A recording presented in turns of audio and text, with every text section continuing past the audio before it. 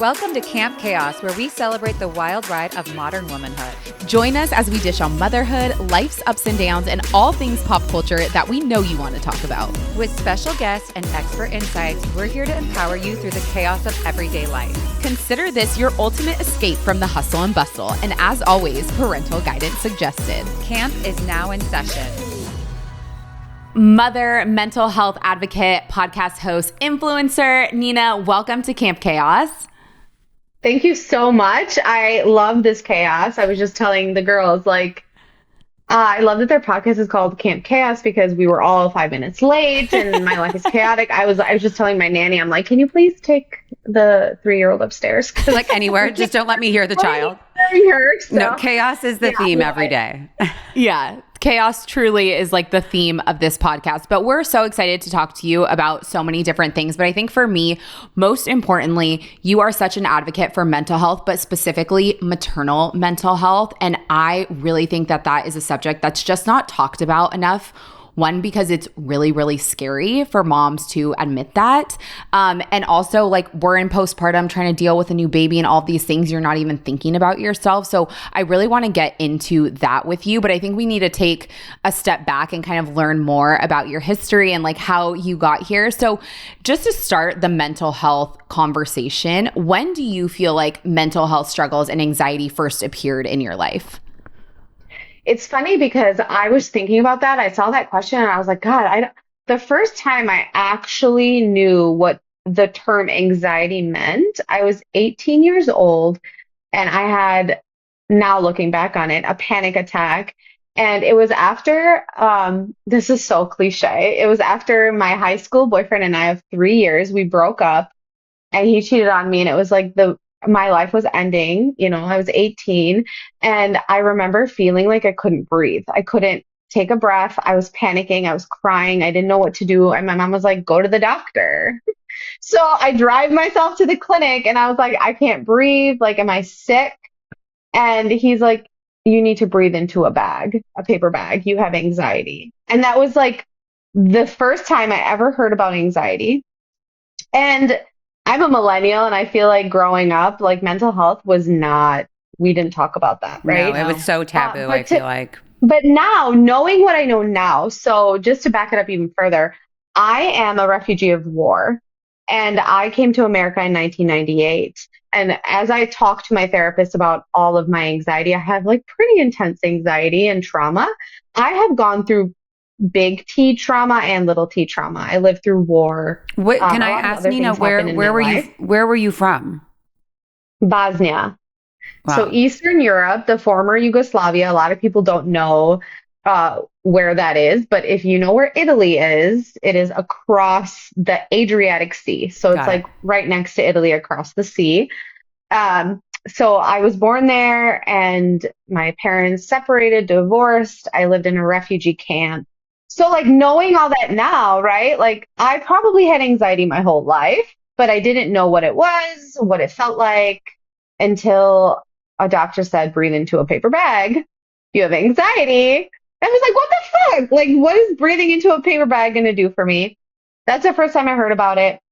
And then not until I had my first child in 2018. So the paper bag incident was when did I graduate high school? 2007. God, that was so long ago. 07. And then 2018, I had my first son and I experienced severe postpartum anxiety and I didn't get treated for it. I was too proud. I was like, I can do this. I can handle this. You just thought this is normal, or did you know that something was not normal? Well, I thought it was normal until I knew it wasn't normal. I was having severe anxiety. I was afraid if anybody was holding him, my son, when he was newborn, I would literally have to go to another room and take deep breaths. I couldn't breathe because I thought that they were going to get him sick or drop him and he was going to die. My thoughts were always he's worst case scenario. He's going to die. He's going to get cancer. He's going to get sick. Worst case scenario. And I couldn't physically work through the situation. It wasn't just the thought. It was physical. I would get chest pain. I couldn't breathe. I couldn't sleep. And I would literally be up all night Googling every single thing. Like we know moms Google everything, and especially in the newborn times, but I was like not sleeping, not because the baby was keeping me awake, but because I was up all night Googling like how many breaths per minute should he be taking? Like, should I be pumping while he's sleep? It was like every single thing. And it was like a spiral. I would just go into this hole. And also, just to give you some background, I'm a nurse, and nursing is very data and like data driven and evidence-based practice. So like I know how to read data. I know how to find an article on things. So, and I'm also like a little bit controlling. So I love to have receipts for everything. Like, okay, this study said this. So now you wanted a I'm roadmap. convinced that It sounds like you wanted the motherhood roadmap. Is going to have cancer. Yeah. I feel like it's so much more common that like we don't talk about as moms. Like when you sit back, I think the second child, and I know we'll get into this too, but your second child, sometimes you feel more confidence and there's just like the baby's calmer, everyone's calmer. That first one though can totally make you spiral and think you're doing everything wrong. There's nothing you can do right. You need somebody to give you a roadmap of like, where do I go? How do I make sure that this person stays alive? But somebody that has already had anxiety and then not treating that before having a baby, it goes, I feel like, on to the baby. Yeah. And it was never treated. Like you said, it was never treated before. It was like mentioned once in my life. And then after I had my second, I had a pretty easy pregnancy with her until I got diagnosed with ICP, which is like temporary liver failure in pregnancy. You have to have the baby early. And that made me spiral. And after I had her, I was bad. I was like really bad, not anxious like I was with my first. I wasn't like, oh yeah, anybody can hold. Like I was like, yeah, you can hold her. That's fine. It wasn't that kind of anxiety. It was like, I feel like I cannot be around my children because they are so loud, or specifically my toddler at the time. So my son was 3 when she was born, and he was a lot. And I mean, he was normal, but to me, he was a lot. I couldn't handle his noise. I couldn't handle anything he was doing. And I remember I was doing dishes, and I was like overwhelmed already. I had a newborn. I had high blood pressure. Also, side note, my newborn stopped breathing at 9 days. So like I was, dealing with like a lot of postpartum trauma. And then I was doing the dishes, and my 3-year-old came up to me and was like, "Mommy, mommy." And I was like, "Stop." Like I screamed at him, and I turned to him, and I had this flash of a thought that I wanted to push him. Like I wanted to throw him across the room, and that scared the shit out of me. I was like, "Oh my God, I don't want to do that. I don't want to hurt my child." And he didn't even do anything. Like he was just calling for me. Any noise I couldn't handle. I couldn't handle any like touch, so it was a lot. I was very overstimulated. And that thought, my intrusive thoughts were worse. I kept thinking about how I wanted to hurt my 3-year-old and not kill it. Like I wasn't having thoughts of killing him, but I do want to normalize.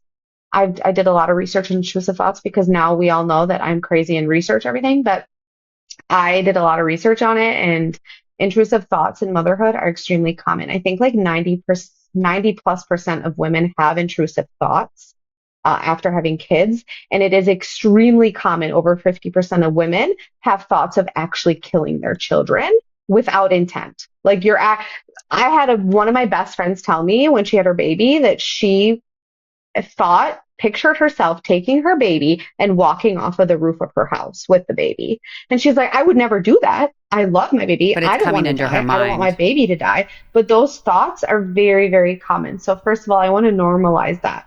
And speaking of intrusive thoughts, like for anyone listening that maybe doesn't have a kid, we all have them. Like, have you ever been driving down the highway and you are like, oh, what if I just like drive off the side of the road? Nina, I would love to normalize this with you. What would happen? She's like, don't you guys do that all the time? Okay, but I know this one is common too, and this one is very shameful to talk about, but people very commonly have intrusive sexual thoughts about family members. And then it's like, oh my God, I can't believe I just pictured that in my head. So that, we don't have to say anything, ladies, but I do want to say if we didn't have them already, we're having them now. Are you picturing your brother naked? Yes, you're welcome. That is very, very normal and common, and it's so fucking weird. I feel like you're bringing up things though that, yes, how you're saying they're common 90%, 50%, you have all the stats, but like people don't talk about that. And then if you're saying No. it, it's like, well, obviously you have. So you're being very vulnerable and raw, being like, yeah, I've thought about this. Yes. Yes. So I had these thoughts.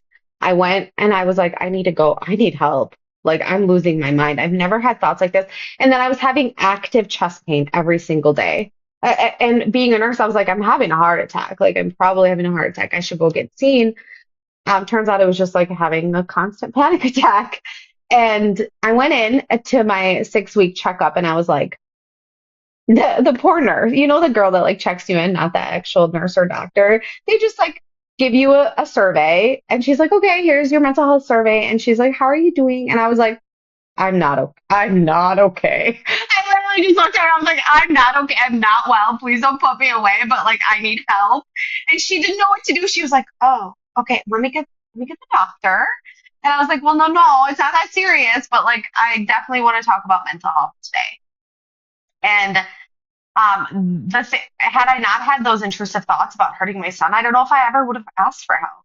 I think I would have just, but it scared me because that is the last thing I want to do. That is the last thing I would ever want to do is to hurt my children physically, mentally, in any way. And yeah, that's kind of my history with postpartum anxiety and depression. I think it's really scary because in postpartum and specifically early postpartum, like you're having so many thoughts in general. You're just like, am I okay? Mm-hmm. Is the baby okay? You're worried about so many things.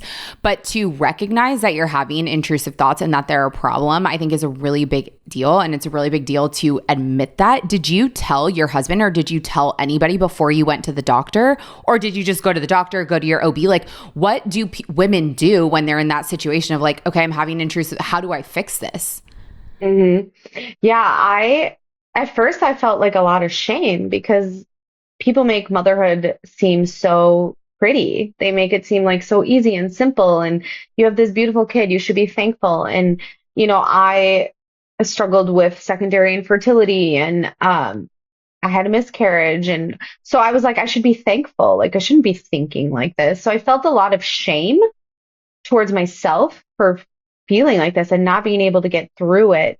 And luckily, my husband and I have a very, very good relationship as far as communication. Like, I can tell him anything. I could tell him the nastiest, weirdest, scariest thing about myself, and it would never change anything between us.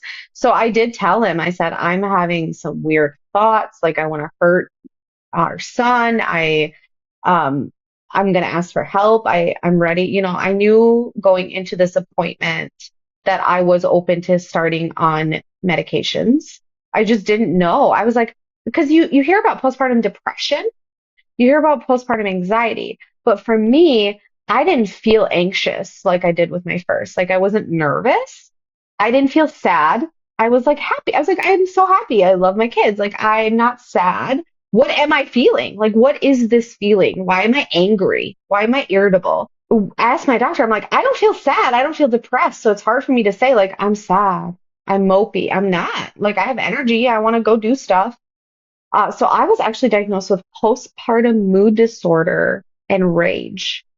So mood disorder is a very general term that probably most women postpartum can get diagnosed with. It doesn't mean you're sad. It doesn't mean you're anxious. You just have fluctuating moods that you aren't able to control.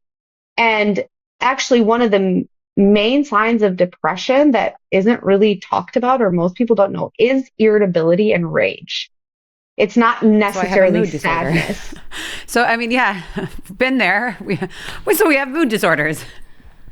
Yeah, Thank you we're for the all label. just unwell. Can I ask Nina, when you went to the doctor, and I know you obviously will get to your therapy road, is this something that is brought on by hormones, chemicals in your brain? Like what brings this on? The shift to motherhood, the drop in hormones, like there's so much that happens, like, but what was it specifically that brings this on for you? Well, for me, I think what brought all this on is childhood trauma and unhealed and untreated anxiety and mental illness, like depression and anxiety that I never even knew I had until age 33. When I had my second is when I actually started taking it serious. So what brought it on, like when you actually get to the root of it, it was my childhood trauma that I never worked through.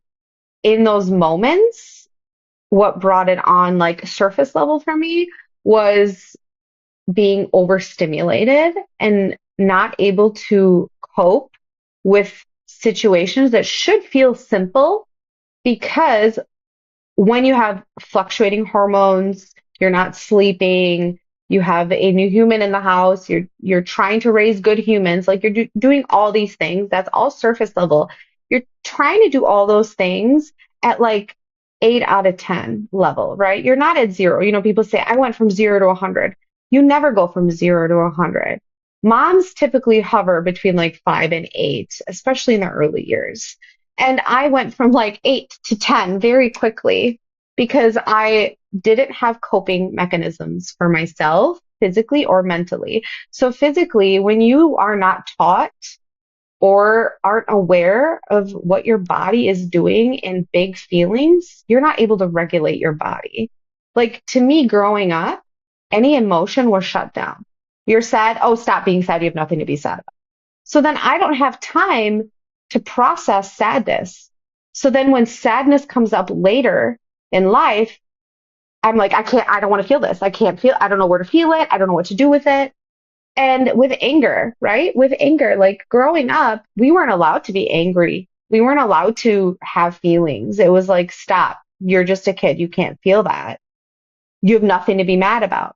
So then when you don't allow somebody to process that feeling in their body, mentally and physically, because physically we feel these feelings somewhere. Mine is typically in my thighs. It's so weird.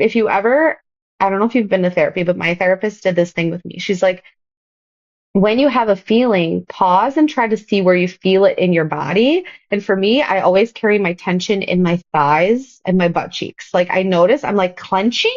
Like for example, I'll be in the bathroom doing my makeup and my 3-year-old will come in and she'll be like, oh, what's this? What's this? And she'll like start touching my stuff. And I'm like, I pause and I'm like, where do I feel it? Instantly feel it in my butt cheeks and my thighs and I tense up.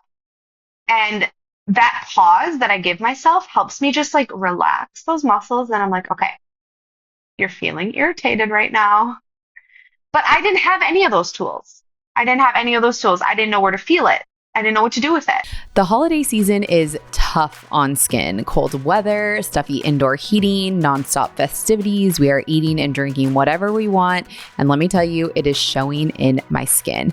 That's where today's sponsor, OneSkin, comes in. Their scientifically proven products are designed to support your skin at the cellular level so it looks and feels healthier and holiday ready. I love that this is founded by an all-women team of scientists. OneSkin focuses on skin longevity, not just surface level improvements.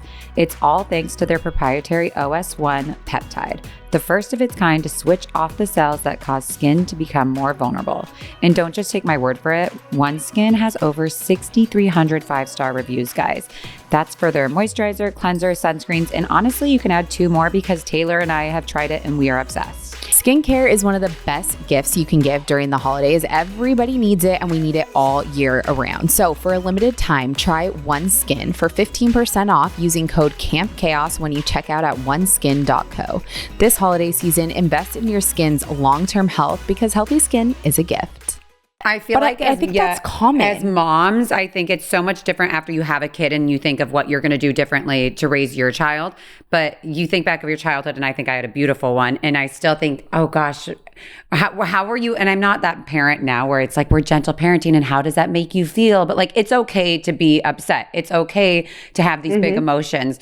And I think as a mom, it's when a lot of your childhood comes out. It brings the good, the bad, the ugly, and things that you want to emulate. Yeah, I've never seen this version of myself before. I don't even know who I am, really. I mean, I love the version that I am and I'm becoming, but I just feel like my kids have completely changed who I am, and not them necessarily, but just because I have this deep desire to be better for them and I want them to not have all the issues that I have. And honestly, like everybody wants that. We all want that for our kids, but at the end of the day, we're not going to be perfect parents, and our kids are going to have issues as they grow up, and they're going to do things different than how we did it. But that's something that I'm constantly working on. Is like I'm a perfectionist, especially when it comes to parenting. I have to be better about giving myself grace and telling myself that I am a good mom, I am valuable, I am worthy, and I know those things, but I deep down inside, I think because I never give myself credit for who I am as a person, I question myself in motherhood a lot. I think that's really normal. I also think like in postpartum, this is part of the issue that there, in my opinion, that there is with postpartum depression and anxiety. You don't know how to process your emotions in general. Like you're talking about not having the tools. I'm thinking back to my postpartum, I didn't have the tools. And I remember like bath time for us got really hard when I had my daughter with my son. It was like, how did this bedtime routine that used to be 25 minutes turn into an hour and a half and screaming? And I felt the same way. I felt so overstimulated. I felt like, oh my God, why is he screaming? Like, why can't he just go to bed and I have to go like you're so overwhelmed with emotions. Overtouched, oversensory stimulated, everything. all of it. But I think as moms, we just think, this is part of postpartum. This is part of the fourth trimester. Like we're all supposed to deal with this. But I think that's why it's important that we're having conversations like this of maybe it's not normal and there are resources that you can go get help or go talk about it. I know for you, you saw a therapist. Was that something you were like willing and excited to do? Or what was that journey did you find the right therapist right away? Like how did that go? Yeah, so I thank God for social media because I think, and also because I research everything, I was confident that therapy would help me. And I knew right away going into it, I'm like, I'm open to whatever it takes. I know I have issues clearly and I want to work on them. And so I was very open to it. And I think seeing it normalized on social media, I sought it out though. When I had my kids, I was a social media influencer in the motherhood space. So for me, I was seeking these things out. I was like looking up like what's normal, and social media can be so toxic, but also it can be helpful and it can make you feel less alone. For me, it has made me feel so much less alone in motherhood. Anytime I share something that feels vulnerable or hard or shameful, there's at least 300 plus messages saying like, I feel the same. I can relate to you. And that makes me feel less alone. So social media really helped me like confirm that therapies was going to be good for me. And my doctor prescribed me Lexapro, and then she gave me a card to a therapist. And so now it was up to me to call that therapist, right? And this is where I think that there's a glitch in the system. Our doctors are sober worked. I don't blame them, but they give you a pill and now you have to do the rest of the work. And the hardest part is making that appointment. And it is so hard to find a therapist that you like and that you vibe with, because finding a therapist is like dating. You know, some people just aren't your personality. The therapist I started seeing, she was not covered by insurance. I had to pay out of pocket. And I was so deeply gone mentally that I was like, I'll take any help I can get, that I didn't really do any other research. So I just stuck with her. She really helped me a lot. She helped me get down to the basic things that I wasn't doing in life. I wasn't taking care of myself. I wasn't going outside. I was drinking caffeine. I wasn't sleeping. Like there basic self-care I wasn't doing. And then I was also just so chaotic in my daily schedule. She helped me feel things in my body that I wasn't aware of before. So she helped me a lot, but I was with her 2 years. At the end of it, I graduated. I'm doing a quote unquote with my fingers from therapy. But I knew I wasn't going to go back to her. I wanted somebody that was a little bit more aggressive, if that makes sense. So I stopped therapy for probably a year. Yeah, about a year. And then I just started therapy again this past summer, and my new therapist is so much more my vibe. I think that it's like they say that you have to go to like four to find your person. Like it's like how you're saying dating. But let's Oh, talk about yeah. that out of pocket, because some therapists are like anywhere from $200 to $300 a session. It's Hmm. so expensive, It's but a it's an lot. investment that you're making in yourself and for your children. I also, after I had my son, my firstborn, I told my doctor, I was like, something just is not right. I had a really difficult pregnancy, a really traumatic birth. He was in the NICU. Like so much was happening, and I was just like powering through it. And then like by that 6 week, I was similar. I'm like, I don't feel great. Like something's not right. And I know that like I've never experienced this, but I don't think this is what I'm supposed to be feeling. I didn't have necessarily intrusive thoughts, but like I just maybe more baby blues. And she also gave me a card and was like, I'm signing you to go back to work. You're fine. Yeah, you could go talk to this person. And it was like, there was no follow up from my doctor. There was no like, hey, did you go talk to that person? What did you think? How are you feeling? It was literally like, I'll see you at your annual exam. Like, here's a card. I went to the appointment. It was my first time in therapy. I will say this is like so embarrassing. I sat down with her. I told her everything. You know, you talk for like 45 minutes. I'm like, are you going to talk? Yeah. Like, I need to get something from this. Like, I'm just spilling my guts out over here. And then she told me like to do 5 things, similar how you're saying. She's like, get a good night's sleep. Very funny. I have a newborn. Drink good water. Okay. As if I'm like getting like bad water, but okay. Get outside, move your body, and then like eat 3 meals. I felt like I was like, you've got to be fucking shitting me of what this advice you just gave me. Then I was like, okay, can I make another appointment? She goes, yeah, I'll text you. She never texted me. And like, Nina, I am not an unhinged person. Like most of the time. I'm not. Like, I'm like pretty like even keeled. I was like, fuck, that, like never again. Never again. I'm never going to therapy. And then I met my Yeah. pediatrician after like 4 different pediatricians. Like that is also a very important relationship that you have, your therapist, and I feel like your pediatrician, because you have to find somebody you connect with for your kids. It's such a long relationship. And she's the one that told me, she goes, you and your husband need to go, and your husband has to be healed. All of his childhood trauma needs to be healed, and then everything at home will be better. I'm like, this is my kind of girl.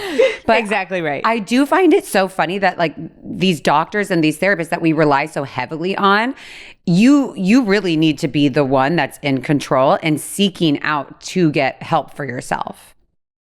Yeah. It's it's so I wish I could say the system is getting better. And I think it is. There are resources now. Like I can't think of it on the top of my head, but there is a resource now, and I can send it to you if you guys want to link it in the notes, where there's a website where you can find a therapist in your area that's specific for mom's mental health. And then your states should there's a nonprofit organization here in Wisconsin that offers mom's mental health resources, but like it is a full-time job. One, trying to find a therapist, time to go to therapy, and then also just like keeping up with it. Who's going to make these appointments? How am I going to make these appointments? Like, I'm so lucky. My therapist is hybrid. Like, we can go in or we can do virtual. But, and then you have to find one that your insurance covers. And usually those aren't the best ones. Right. So it's easier to not Hard. go. They do not make it easy for it's moms to get ridiculous help. though, Nina. There are not a lot of people following up. Yeah, I feel like it's easier to just not go. It's easier to be like, I'm fine, I don't need it. That's like very low on the totem pole of the stuff that I need to do.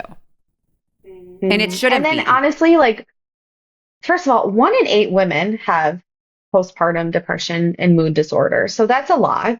That's a lot of women that experience mental health issues postpartum. And second of all, it is really hard and exhausting work to go to therapy. Not just like, don't mind all the things I just mentioned, how hard it is to get to a therapist, but then once you're there, it's like exhausting. It is exhausting to trauma dump. It is exhausting to visit your childhood trauma. It is exhausting to figure out why this is happening. And then you have to 45 minutes later after your appointment, log off your computer, and now you have to go live your life. I mean, it's a lot of work. Yeah. You said that you were you were in the motherhood space, like an influencer. Did you share with your community that you were experiencing the intrusive thoughts, or did you wait kind of until you were healed or like working through it to share? I did. I shared every single thing as it was happening. However, the intrusive thoughts, I was like really embarrassed to share that. But after I found out that it was extremely common and normal, and I did a poll, I actually think I still have it saved in my highlights. I did a poll of how many people have intrusive thoughts, and I kind of like gave some background and evidence on what they are and how many people experience it. It's crazy how many women admitted and said on that poll that they have had intrusive thoughts about hurting their children. Like, and just to speak on intrusive thoughts a little bit, intrusive thoughts again are very normal and common. They happen daily to a regular person. But if you are having those thoughts and are unable to shake them and feel like you want to act on them, that's when they are a problem. That's when you need to go get some help. But for me, it wasn't that I wanted to act on them. For me, it was like I was scared of them.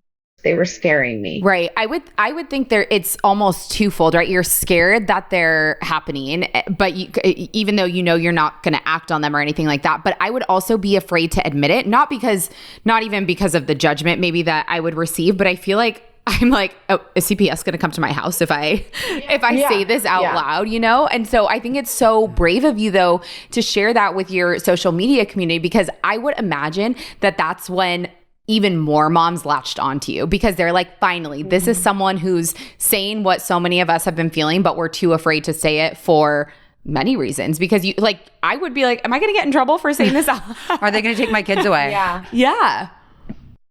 Yeah. And honestly, that is such a valid fear. Like, are they going to take my kid? Am I going to be put into being a nurse? Like, just to give you some insight, there are not enough resources, time, and money to be putting all moms away.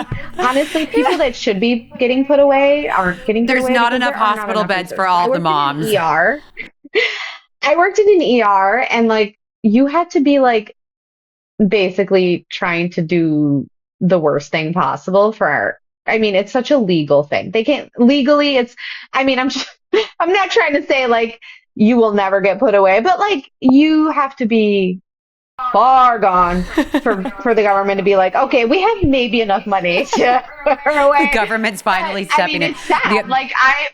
What scared me though when I had my intrusive thoughts is I had a patient once that came into the ER who threw her 6-month-old across the house because she went like postpartum psychosis is not as common as postpartum mood disorder, but it can happen. And I was like, what if that's me? I'm so scared. I got to get help before it gets to that point. But yeah, so that just knowing the insights of all that, and like CPS does not have time to come to your house. They have a lot of other shit to deal with. And I know that sounds bad, but that's the truth. And you having intrusive thoughts and you feeling like your kids are driving you crazy and your kids are annoying, like that is literally the least of your worries. We talk about this often on the podcast, where like if this were the dads or men going through postpartum and having these feelings, there'd be so many resources and there would be systems put in place to make sure that they feel supported and that they are prepared for fatherhood, motherhood, whatever you want to call it.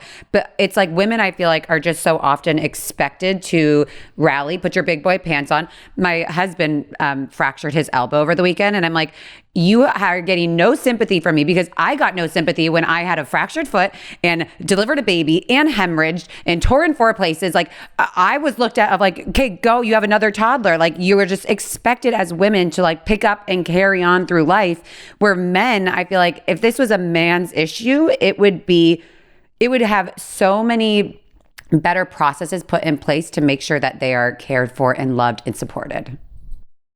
No, yeah, you're right. And not even just men, but even regular people, like somebody very close to us in our life, not to name, just had a hysterectomy, and she's unable to come to something important to us because she can't put pants on because her scar hurts. And I'm like, okay. So like a week after I delivered my baby and my vagina tore, I was putting pants on to come to this family reunion with my 7-day-old.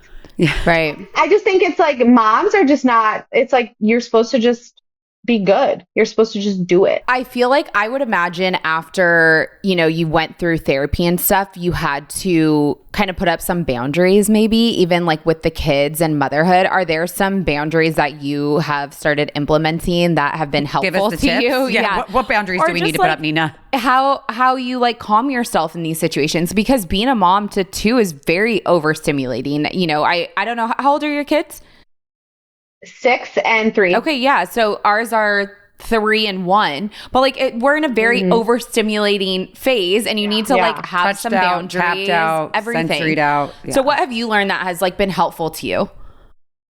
So in general, with everybody in my life, one boundary I recommend all moms set is your needs come first. So if you're like you're doing bath time, your husband is also doing whatever, and you're feeling yourself become overstimulated and overwhelmed, I will say, Tom's my husband.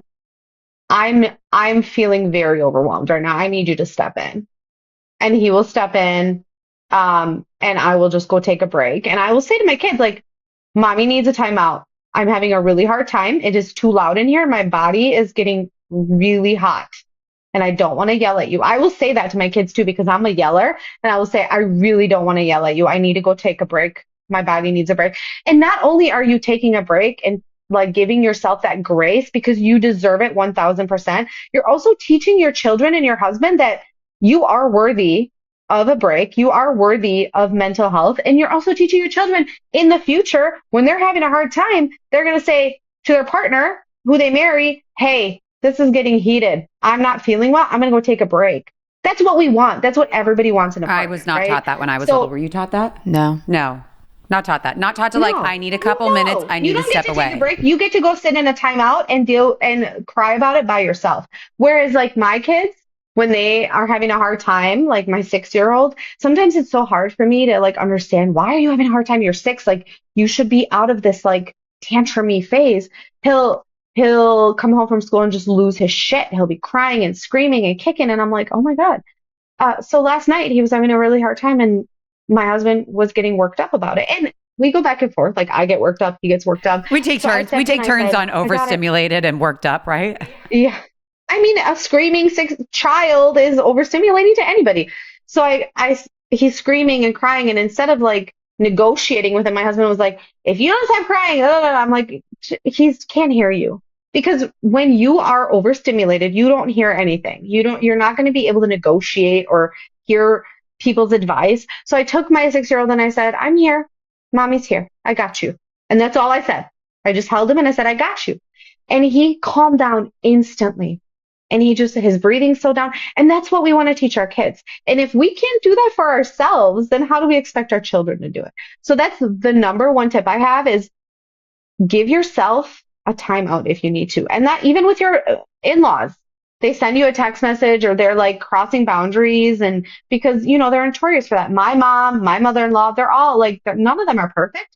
My therapist says you have to treat people who aren't on a healing journey. You have to treat them on the level that they're at. So like some in-laws or our parents are probably on a 5-year-old emotional level. So how would you treat your 5-year-old? You're going to say, I am having a hard time processing what we're talking about right now, and I'm feeling frustrated and overwhelmed, so I'm going to step away from it and then revisit it later. And sometimes you're never going to be able to get through to some people because they're not emotionally on your level. And that's a hard pill to swallow. I'm still trying to swallow it. But yeah, that's the biggest advice is ask for help and believe that you are worthy of that space and time to calm your body down.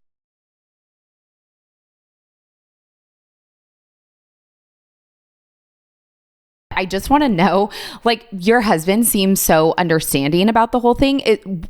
Are you open? Like, is this open conversation of when I tell you that I'm having these feelings, like you need to know that I need to go take a time out? I think if I was doing what you just said, like at bath time, my husband would be like, do I need to call the police? Like, what is wrong with you? Are you okay? So you guys just have like open dialogue about being overstimulated and setting boundaries for yourself? That's just something that you and your husband talk about, or like, I don't know.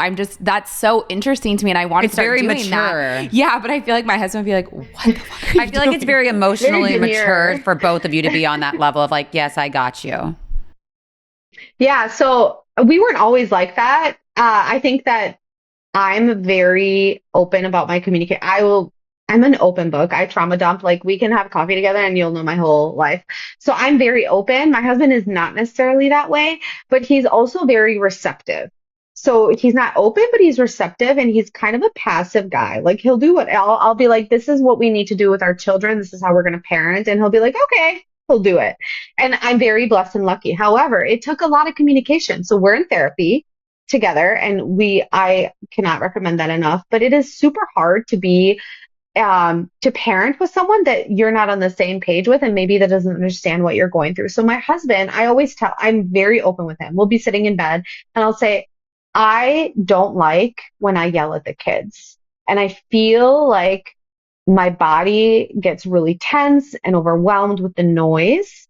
I want to try out this thing next time I get overwhelmed. Would you be able to help me and like tag me out?